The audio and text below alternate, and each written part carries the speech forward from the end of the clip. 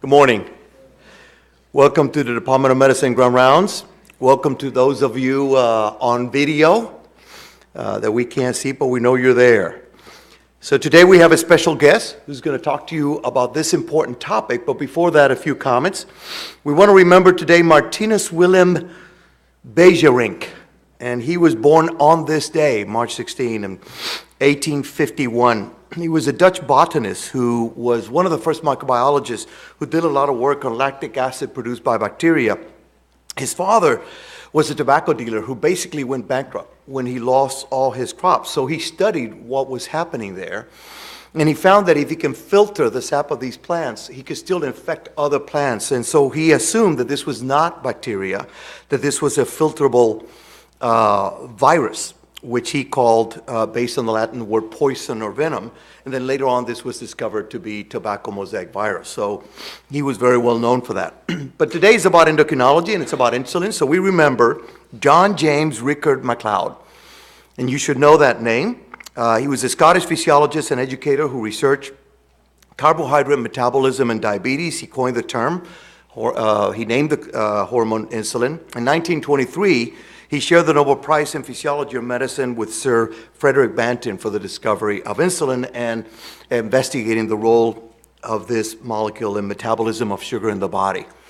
So why do we have a special guest for endocrinology today, and why we remember MacLeod is because we want to remember one of our own. And I'm talking about Beverly T. Towery. So this is the Beverly T. Towery lecture. He was born in 1915 in Springfield, Illinois.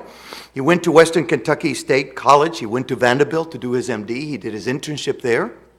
And he was a resident for a while in pathology at Boston City Hospital. After that, he went to war. He was 3 years in uniform. He was in Italy. He was in France and emerged from the war as a major. Then he came back. He went to Mass General, was very influenced, as you can imagine, by Fuller Albright, and also worked at the Thorndike Memorial Laboratory with Robert Williams. So he had a passion for endocrinology, returned to Vanderbilt as an assistant professor, rose through the ranks there. This was in 1949. But then happened to come back to Kentucky and came in 1956, where he became chair of the Department of Medicine, chief of the old Louisville General Hospital. He was chief of the endocrinology section, and he also worked at the VA. He was best known for his work as a patient care provider, as an educator. And apparently he was second to none in that area. And some have said that he loved the clinical aspect of his profession, and he gloried in teaching. He was at his best when doing either one, whether it was as an army doctor during the invasion of Italy, or on rounds in a teaching hospital with students at his side. And so that is someone we want to recognize. And we remember that by bringing an accomplished, well-known academician who's going to talk to us about their favorite topic. In this case, happens to be something very much related to the people that we remember today. And with that, I'll leave you with Dr. Steve Winters, who's going to introduce the speaker of the day.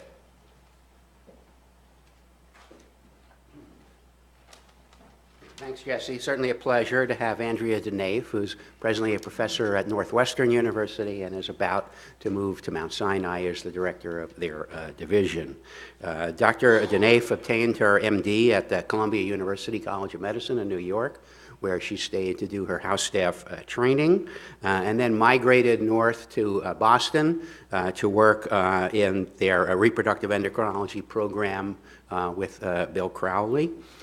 Dr. Dunaif's interest in the endocrinology of reproduction began during medical school, where she had a summer elective, I believe, and worked with a new antibody to the prolactin receptor and studied its expression in the ovary, and published her work in endocrinology, really the finest journal of experimental endocrinology that there is. And that sort of started her on her lifelong interest in the connection between insulin resistance, metabolism, diabetes, and reproduction, all of which is a euphemism for the polycystic ovary syndrome. Dr. Dunaif's published more than 135 peer-reviewed papers in that field, 44 invited reviews and chapters, and 5 books. And based on her accomplishments, she's been elected to the ASCI and the Association of American Physicians. Dr. Dunaif has lectured widely all over the world about this topic, and yesterday talked with us about the genetic basis, potential genetic basis, and studies to unravel the genetic basis for PCOS. And today, as you can see, we're going to hear about insulin, androgens, and cardiometabolic risk in women, most of whom have PCOS. Thanks so much for coming to Louisville.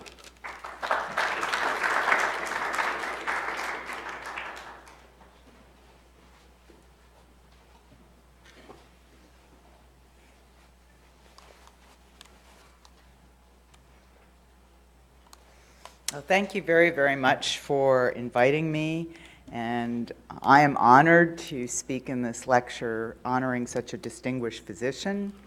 At the Mass General where I trained, you inherited the clinics of previous luminaries, and I inherited Fuller Albright's clinic and had some of his patients, so perhaps I also had some of Dr. Towery's patients, but it was always exciting to get a chart and to see, Fuller Albright had seen the patient.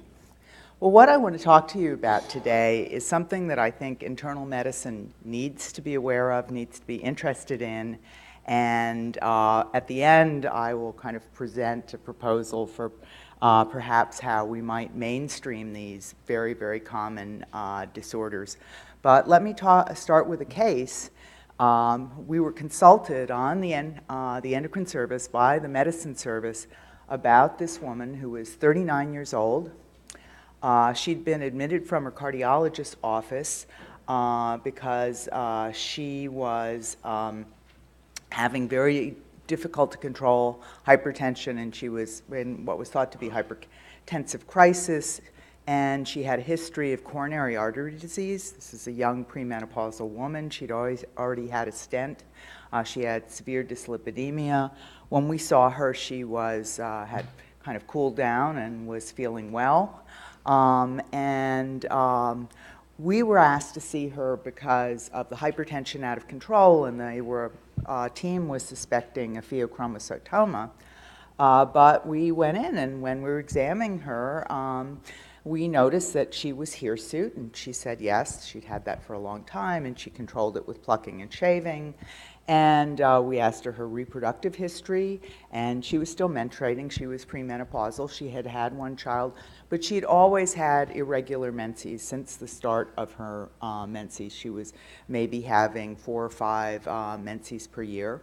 She also had obstructive sleep apnea, and she was on many, many, many medications for her hypertension. And her family history was noteworthy for hypertension, for type 2 diabetes, for coronary disease, and for an early demise. Her maternal grandfather died in his 40s of unknown cause, sudden death, which is also concerning for a cardiovascular event. And this is how she looked. And you can see she's sort of full through here, even suggestion of some flushing. So another thought by the team had been perhaps Cushing's syndrome. And no one, including our endocrine fellow, had really examined her more completely and taken a look at her body fat distribution. And you can see when we did kind of stand her up and look at her, she has a loss of peripheral subcutaneous fat, very small buttocks, and this kind of central body fat. But this is very characteristic phenotype of one of the partial lipodystrophy syndromes. And I get referred these every so often. It usually is from the cardiologist of a young woman with difficult to manage dyslipidemia, high triglycerides, coronary disease, and nobody's ever looked at the patient. And it's pretty easy to pick this up, and it's nowhere near as rare as it's supposed to be. She was hirsute. We see the complete hair growth on her chin and her chest. And she also had this skin lesion, acanthosis nigricans, and that's a cutaneous marker for insulin resistance. And again, that's pretty easy to miss because most of us aren't looking. It's commonly on the nape of the neck. When it's severe, it's dark, but it can just be raised and velvety. And in this setting, it's not a cutaneous marker for malignancy, it's a cutaneous marker for insulin resistance. And it's really quite accurate. It correlates very well with measures of insulin action. So here we have a woman who has a lot of cardiovascular disease already, despite being premenopausal. She has signs of androgen excess. So she raises the question, as these patients do, are androgen levels in women a risk factor for cardiovascular disease? And are women also who are hyperandrogenic, known to be hyperandrogenic, and there are syndromes of elevated androgens in women, are these women at increased risk for diabetes and cardiovascular disease? So what I'm going to talk about in this lecture is first metabolic syndrome, hyperandrogenic disorders, to give you sort of an idea what the landscape is, then about putative mechanisms for this association between androgen excess and metabolic risk. And as Dr. Winters mentioned, really the most common of these disorders is a condition unfortunately called polycystic ovary syndrome, or PCOS, and ask the question, is this disorder have long-term health risks for diabetes? So we now call this collection of cardiovascular risk factors metabolic syndrome, and you've probably heard gets a lot of play in the popular press about being an apple, having increased upper body obesity, and the metabolic syndrome, which was called Syndrome X or the plurimetabolic syndrome, but the name that's really stuck is metabolic syndrome, and it's the constellation of central obesity, increased blood pressure, higher triglycerides, lower HDL cholesterol, and these are all epiphenomenon, we believe, for insulin resistance, though we still don't know the fundamental cause of metabolic syndrome. So it's really, when you look at it in terms of pathology, this constellation of abnormalities that increase risk for both type 2 diabetes and for cardiovascular disease. So we have dyslipidemia. We have, if you study these people, they have endothelial dysfunction, increased carotid intimal thickness. They have increased inflammation and inflammatory markers like C-reactive protein. They have increased PI1 and a prothrombotic state. And they have glucose abnormalities, either increases in fasting or postprandial glucose. There's been a debate really between the diabetologists and the cardiologists about whether identifying the metabolic syndrome is more important than just giving attention to each of the individual risk factors. So the diabetologist viewpoint is that really each of these risk factors is a risk factor for cardiovascular disease on its own. The cardiologists feel that really the combination confers slightly greater risks than the individual components itself. And I will say, as in my clinical practice, it's nice to have something to tell the patients that they have, rather than, your HDL is low and you should lose weight. So I think heuristically it's been helpful to have the name. And it's about, it increases cardiovascular risk by about twofold, but it really is a major risk factor for type 2 diabetes, and we know that type 2 diabetes is a major risk factor for cardiovascular disease, so that may be one of the main mechanisms. And causality-wise, it's associated with insulin resistance, it's associated with increases in the visceral fat depot, but it's unclear if this is just a constellation or there's a causal relationship.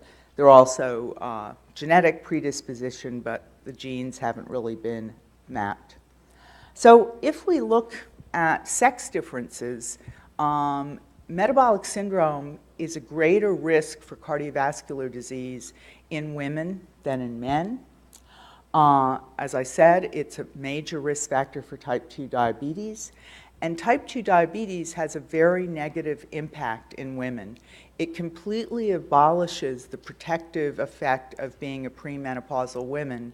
So premenopausal women with type 2 diabetes have the same rates of cardiovascular events as men with diabetes. So very increased rates, in fact, a six-fold increase risk of cardiovascular events if you're a woman, premenopausal woman with type 2 diabetes as compared to a woman who doesn't have type 2 diabetes.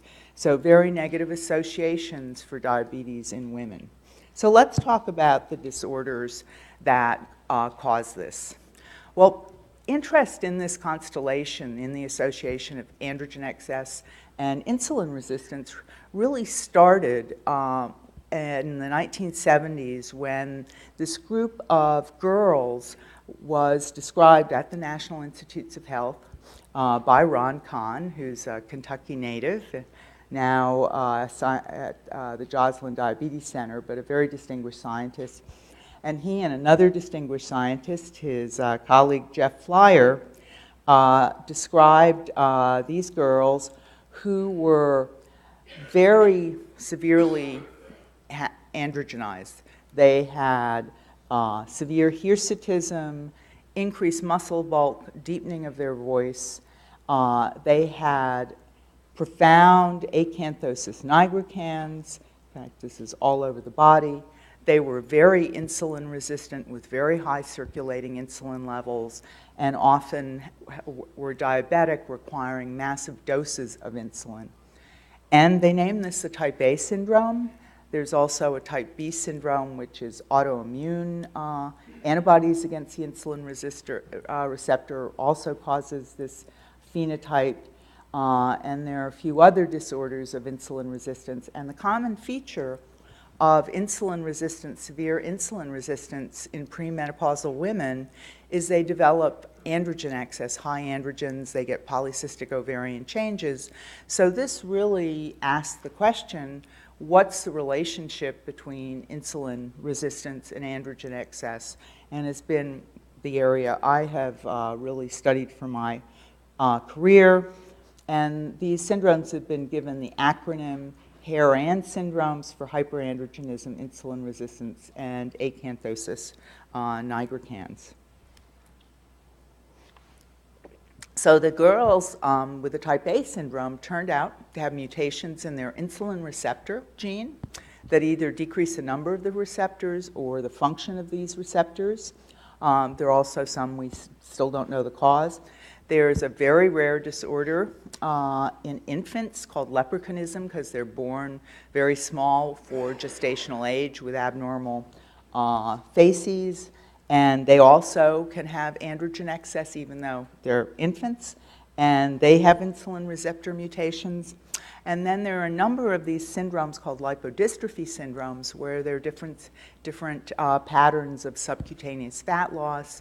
And you probably are familiar with one of these, the AIDS lipodystrophy that we see with some of the antivirals. And there are a number of genetic causes of these syndromes from mutations in lamin AC, which is also one of the muscular dystrophy and cardiomyopathy genes, PPAR gamma, and some of these fat metabolism and adipocyte function genes.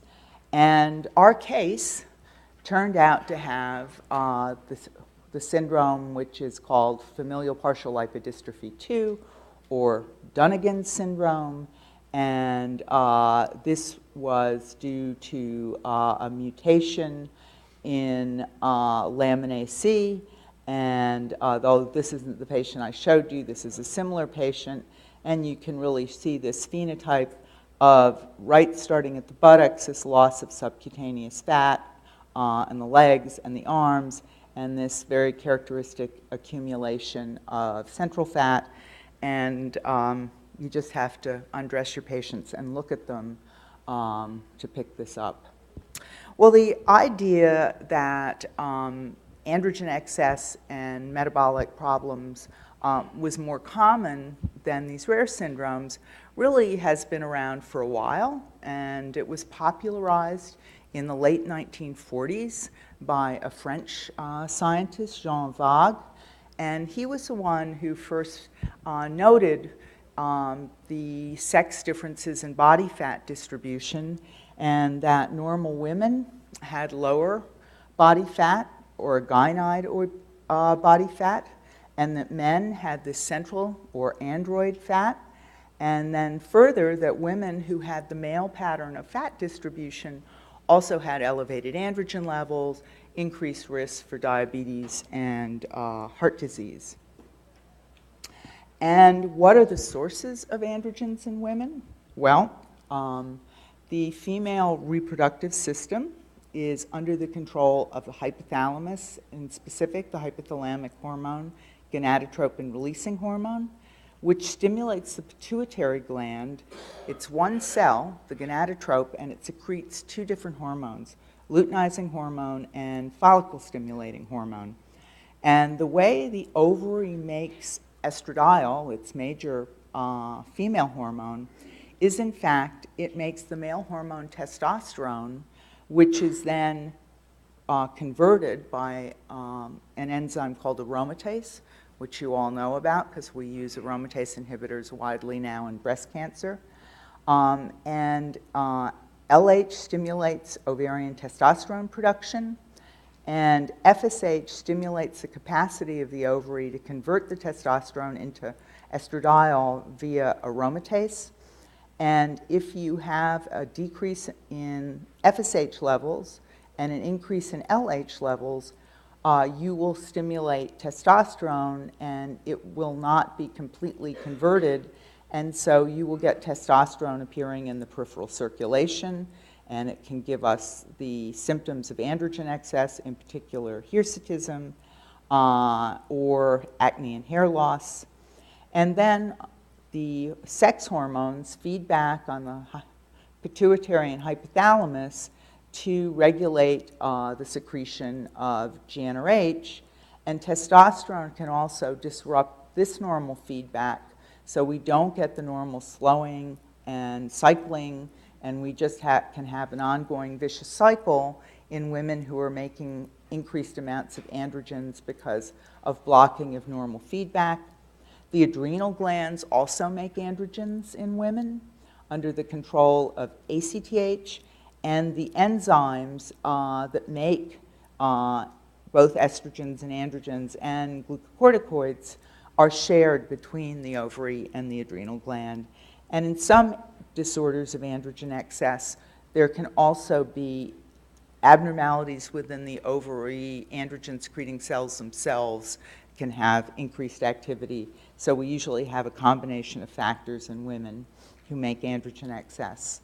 And then it was noted, beginning in about the 1980s, that women with these more common forms of androgen excess also had evidence for insulin resistance and increased risk for diabetes.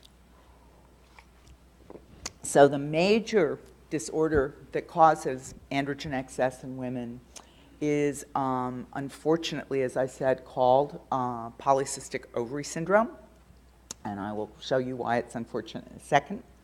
And it is diagnosed by the presence of androgen excess, hyperandrogenism, and this can be increased levels in the blood or clinical evidence, hirsutism. Chronic anovulation, the symptom of this is just irregular periods. Very easy to take history for this. Just can ask a woman how many menses she's having per year, and usually these women are just having 6 or less, and it's a diagnosis of exclusion of other disorders that can cause either anovulation or hyperandrogenism. They're pretty uncommon, like high prolactin. In 2003, Europeans really advocated for adding the ovarian morphology, this is the polycystic ovary, so-called, to the diagnostic criteria. This is what people are calling cysts. They're not cysts, they're the normal structures that carry the eggs, the follicles. They're about 8 to 10 millimeters in size, and they array around the periphery of the ovary. These ovaries are a little bit enlarged, and they make increased amounts of androgens. But about 20 to 30% of completely normal young women, if you call them in and do an ultrasound, can have these ovarian changes. So it's not specific, and it's why it was never included in the original NIH diagnostic criteria. So the Rotterdam criteria are 2 of these 3 features, whereas the NIH criteria are these 2. I call this medical PCOS because it's easy for internists and primary care doctors and endocrinologists to diagnose it. They don't have to worry about this. And I'll show you that that is the PCOS that's really gives metabolic risk. So here's what the problem with the polycystic ovaries are. They're common. They're not cysts. These are follicles. They're not specific. Young women especially tend to have this even without any other endocrine symptoms. It depends on how good your ultrasonographer is. And in the United States, most departments of radiology do not know how to look for this, and you will not get a reading of polycystic ovaries. And it isn't at all specific for other metabolic risk factors to have this ovarian morphology. So if you sort of look at this, the symptom complex that you can have in these women, androgen excess, ovulatory disturbances, polycystic ovaries, it's just the women who have the NIH criteria, the anovulation and hyperandrogenism, who are at high risk for metabolic abnormalities and insulin resistance. So it makes it straightforward to do the diagnosis. Really, if we look at population prevalence, polycystic ovary syndrome is exceptionally common. It's 7% for the more severe phenotype, the NIH phenotype worldwide. This is true in Korea and China as it is in the US. If we use the more liberal criteria, it even gets up to 15%. About 4% of women in the population will have hirsutism, but they won't have anovulation. They'll have regular menses. These women aren't at risk for insulin resistance. There's a mild form of adrenal 21 hydroxylase deficiency, and it varies by ethnic group. It's not that common, maybe up to 5% in Ashkenazi Jews. We really don't see that much. There's a high background rate if you're doing research and you're drawing androgens on all the women you see as normal controls of just elevating circulating androgen levels in women who don't have any symptoms of androgen excess and they have regular cycles. And in obese women, it can really be up to 30% of them who will have elevated androgen levels. And then there are the rare syndromes, genetic syndromes that I showed you. And then what we always worry about to exclude are tumors, and these are fortunately exceptionally rare. So women with PCOS, it turns out to be the leading risk factor for type 2 diabetes in young women and adolescent girls. So if we look at the epidemic of type 2 in youth and we look at the girls, most of them have PCOS, and women in their 20s frequently will have type 2 if they have PCOS or impaired glucose tolerance. So here are the NHANES, the green population prevalence of type 2. The blue is in weight-matched control women, ethnicity matched, and the red are the PCOS, and you can see this marked increased prevalence, 30% impaired glucose tolerance in these young women, and 10% already with type 2 diabetes, and the mean age of these women is about 23. Metabolic syndrome also markedly increased. The green here is the NHANES population prevalence, and you can see that if a woman with PCOS, a young woman, is BMI greater than 30, she already 70% have metabolic syndrome. So these women, young women, are extraordinarily high metabolic risk and risk for type 2 diabetes. In Europe, about 50% of these women are obese. In the United States, it's about 80%. I showed you the glucose intolerance and the metabolic syndrome. And if you flip it the other way and you go into a diabetes clinic, about 25% of premenopausal women with type 2 diabetes will have PCOS. And if you look in a bariatric program, about 30% of them will have PCOS that hasn't previously been diagnosed. So we as internists are just missing this diagnosis. These women are out there. And they're presenting to their gynecologist with irregular menses, hirsutism, fertility issues. Sometimes they have prolonged abnormal bleeding. If this condition isn't treated, if the endometrium isn't exposed to regular withdrawal with progestin, it's just like giving hormone replacement with estrogen alone, and they're at risk for endometrial neoplasia with a mean age of onset of about 32 from unopposed estrogen action. And when I was in Hershey, Pennsylvania practicing, and we really had a rural underserved population, the first presentation of PCOS would often be with their endometrial cancer. So this is a real consequence of this disorder. As internists, we're seeing these patients for obesity, for their type 2, for their cardiovascular disease, metabolic syndrome, dyslipidemia, and as I said, we're not really realizing that they have underlying PCOS, and we need to do better at this. So what's the mechanism of this association? Well, it turns out if you look in epidemiologic studies and you look at women with and without metabolic syndrome abnormalities, the features of the syndrome, and abdominal obesity, high triglycerides, low HDL, high blood pressure, high glucose, and then the whole syndrome. And there are many, many, many studies showing this. This is just a nice example. The testosterone levels are higher in the women who have features of metabolic syndrome. So this seems to be something that's really a fairly consistent finding in women with metabolic abnormalities having high testosterone levels. Now, I'm always asked, because I think it's pretty well established now from all the advertising for low T, what about men? Men with low testosterone levels have more metabolic syndrome. So why is testosterone deficiency causing metabolic syndrome in men, and testosterone excess causing metabolic syndrome in women? And it's probably a dose-response effect.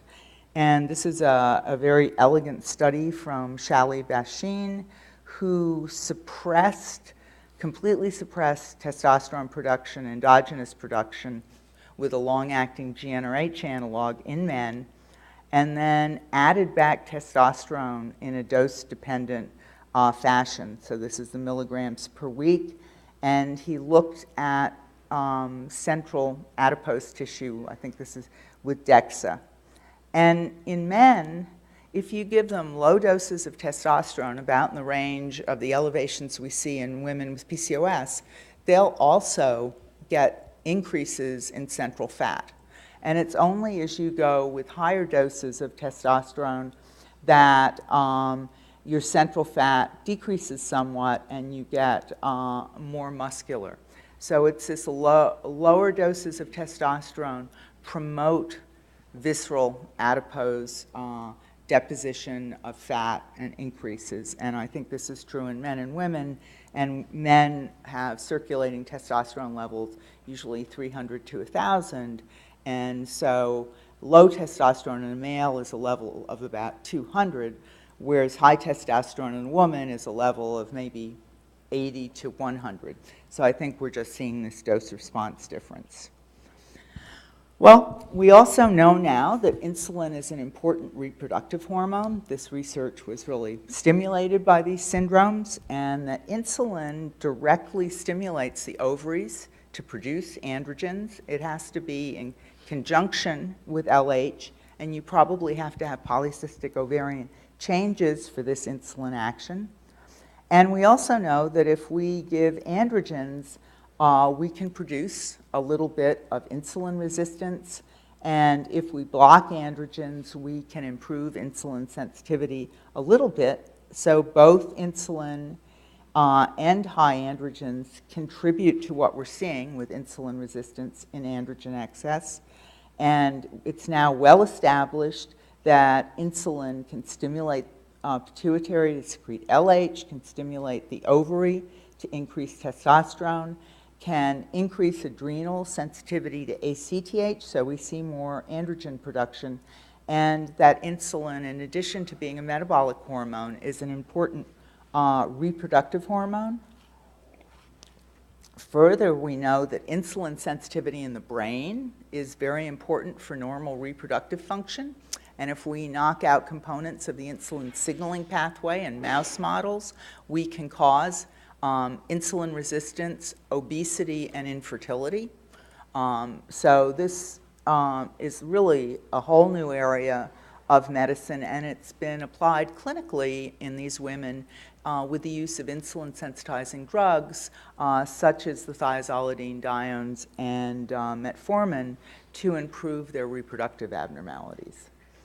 However, the insulin contribution to the androgen excess and the androgen contribution to the insulin resistance doesn't explain the whole syndrome. And it's clear that there's genetic susceptibility. And how do we know this? Well, it's not a Mendelian disorder like the rare disorders where it's either recessive or dominant. It's a disorder that runs in families. There's increased susceptibility within the families, but it's not either classic Mendelian distribution.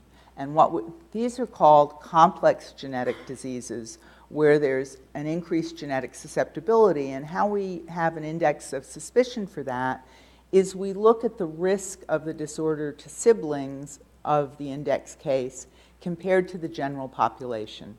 So the general population prevalence of PCOS, 7%. About 40% of reproductive age sisters have features of the syndrome. About half of these have the classic NIH syndrome. The other half have just elevated male hormones. And if we divide 7 into 40, we get what's called risk to siblings, lambda S, and 5.7, almost 6. So this is very strong evidence for a genetic susceptibility. And other very good evidence is if you can have a series of identical monozygotic twins and you look at the sharing of the disease in the twins, here in PCOS, it's about 70% sharing. Again, very consistent with a genetic heritable disorder. So based on that, if this is families are at risk, there should also be some of these metabolic abnormalities in the families, and indeed, that's what we see. So in sisters with the features of the syndrome, in red, they have almost the same rate of metabolic syndrome compared to sisters without evidence for the syndrome. And even if we look in the mothers, compared to population prevalence rates of metabolic syndrome, the mothers have increased risk for metabolic syndrome, and in the males have increased risk for metabolic syndrome. The brothers and the fathers, and in the men, it's much more due to the fact that they tend to be more obese than men in the general population. So the first-degree relatives are at metabolic risk in PCOS families, which is important for counseling. And if you look in the families and look at their medical histories, the fathers do have increased cardiovascular events. So we have an important family counseling that we can be doing when we're seeing these patients. And now a number of genes have been mapped for PCOS, affecting a bunch of different pathways. These are usually by genome-wide association studies. So genes for the receptors for LH and FSH have been associated with PCOS, as it has for the hormone FSH, so it suggests gonadotropins are important in causing the disease. Genes that alter ovarian function, fibrillin-3, which is homologous to the Marfan's gene. This gene, DEN1A, turns out to regulate ovarian androgen production. RAD is a menopause gene, also different in PCOS. some of the type 2 diabetes genes, theta, and then the insulin receptor, and a whole bunch of genes that we have to figure out what they do. But what's good about these genome-wide association studies is they do give us insight into pathways that could be contributing to PCOS. So the real kind of million-dollar or multi-million-dollar question in the field of PCOS in these young women are, what are their long-term health risks? What's happening to these patients? So it turns out, and we do this all the time in our research studies, if you want to recruit patients with PCOS, you can put ads in the newspaper for women with 6 or fewer periods per year, and you evaluate those women, and 80% of them fulfill strict criteria for PCOS. So this is a wonderful surrogate for PCOS. And it's been possible to use menstrual history to look into epidemiologic databases, big cohorts where they have this information, and look at long-term outcomes. And I did this when I was at the Brigham with my colleagues in the Nurses' Health Study. And this is the younger, there are 2 cohorts of nurses. The original one, which is, I guess, now, and they're in their 70s and 80s. They were in their 50s and 60s. And then this younger cohort who were in their 40s and 50s at the time of this study. And they have menstrual cycle history by questionnaire when these women were ages 18 to 21. And in the younger nurses cohort, it's really quite detailed. And so less than 21 days, 21 to 25, 26 to 31, 32 to 39. So we use the 26 to 31 as the referent, and then we looked at the diabetes outcomes. And if you had irregular menses greater than 40 days compared to those who had regular menses, in the outcome study, you had an increased risk of developing type 2 diabetes, and this is multivariate analysis, so adjusted for obesity, for oral contraceptive use, for pregnancy, for smoking, for all the things we know contribute to type 2 risk. So this strongly confirms that irregular menses, PCOS, is a risk factor for type 2 diabetes, and this has now been subsequently corroborated in a number of studies. So probably the overall increase in risk independent of BMI is 4-fold increased risk.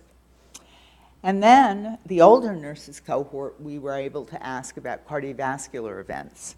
And here the menses weren't as well characterized. There was a descriptor, regular, usually irregular, very irregular. So here again is a referent. And both the nurses who had usually irregular or very irregular menses as 18 to 21-year-olds were at increased risk for actual cardiovascular events. And in the adjusted analysis, the relative risk is about 1.5 or 50% increase in risk long-term. So I think we don't have a prospective long-term outcome study in women with PCOS because of the lack of awareness that this is a metabolic disease. But I think this is pretty compelling evidence that they are at risk for cardiovascular disease and type 2. So this is sort of the practical take-home message, one thing that I would love it if you remember from this talk.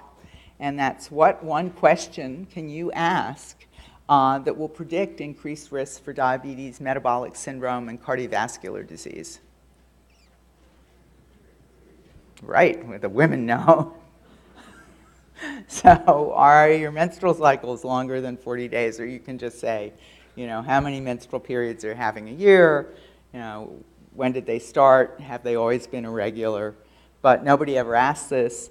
The American Academy of Pediatrics, in fact, says that menses should be a vital sign, and I think for internists we should all be asking this because it's a very easy way to detect PCOS.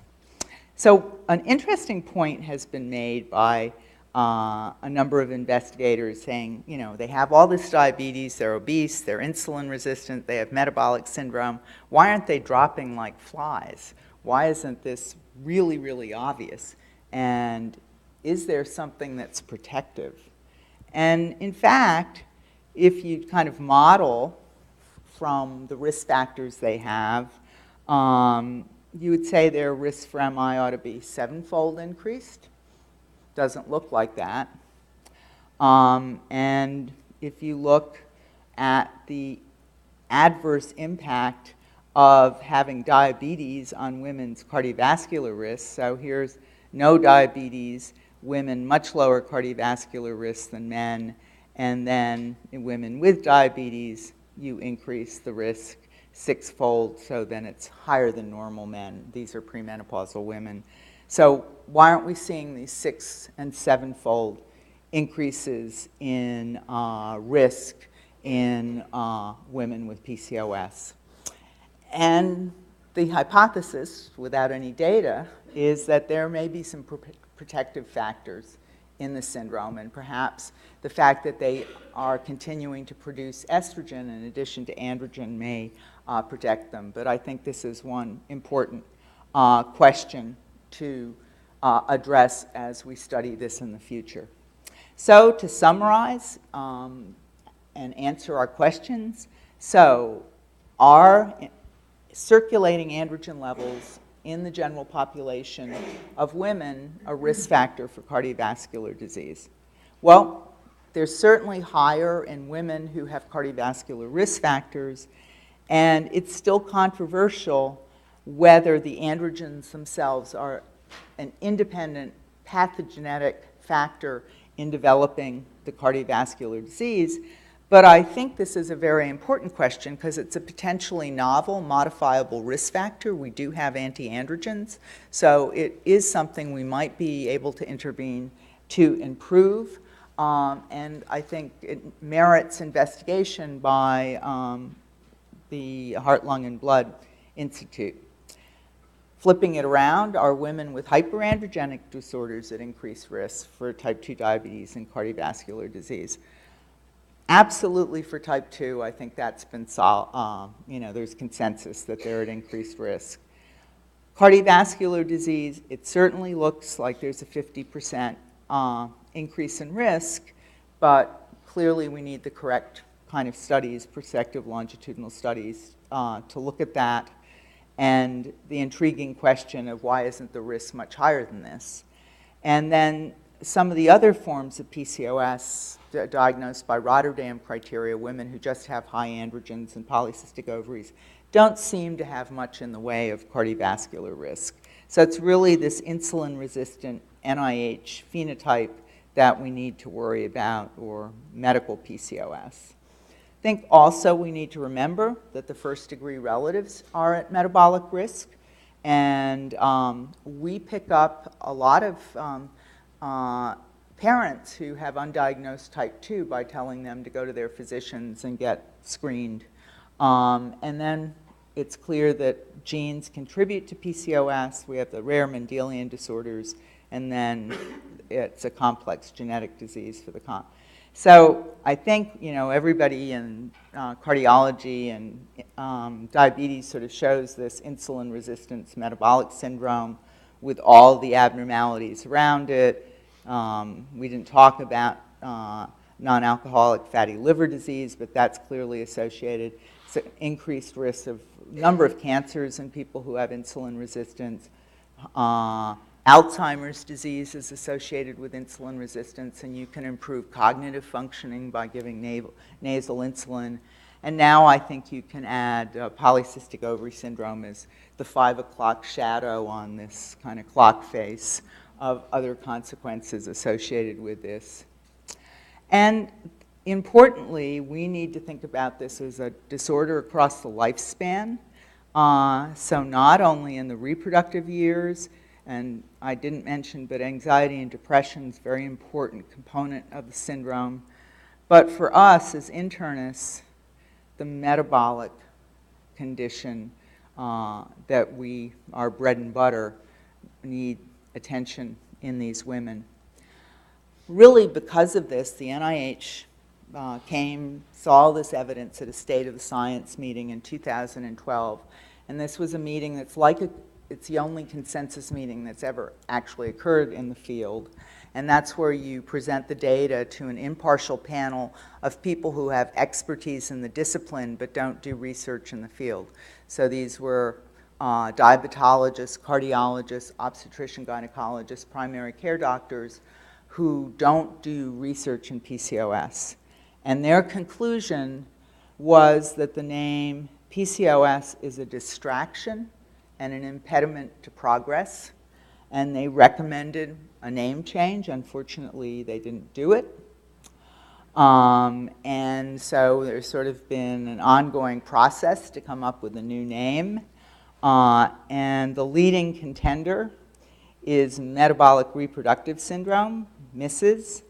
I'm of the opinion with my Dutch colleague that we probably should have two names, and that we could keep PCOS for the gynecologists and the reproductive endocrinologists to use, and we can use metabolic reproductive syndrome, or it can be like chronic fatigue syndrome, which has two names, and one is myalgic encephalomyelitis, ME, and it's ME/CFS, chronic fatigue syndrome, and that was done 2 years ago by the Institute of Medicine. So I think that this is really going to be the important development in the field, because it's not going to get the attention it needs when it has ovary in its name or cysts in its name. It just doesn't sound like a disorder that really has these multiple lifelong impacts for women and their families. So I want to acknowledge Rick Groh, who's been working with me since the 90s on almost all the data I presented.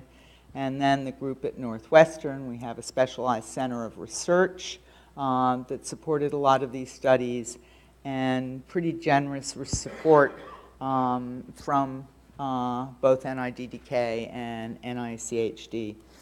So thank you very much. I'd be glad to answer questions.